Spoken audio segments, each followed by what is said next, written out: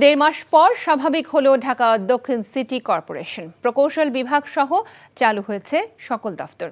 এখন থেকে কোনো ধরনের বিশৃঙ্খলার সুযোগ নেই বলে জানিয়েছেন প্রশাসক মোহাম্মদ শাহজাহান মিয়া।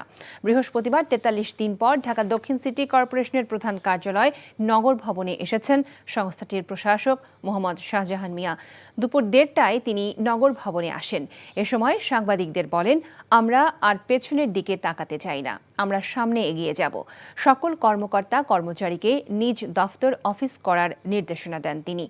বিএনপি নেতা ইশরাক হোসেনকে ঢাকা দক্ষিণ সিটি কর্পোরেশনের মেয়রের দায়িত্ব বুঝিয়ে দেওয়ার দাবিতে গত ১৪ মে থেকে ঢাকাবাসী ব্যানারে নগর ভবনে অবস্থান নিয়ে আন্দোলন শুরু করেছিলেন তার সমর্থকেরা।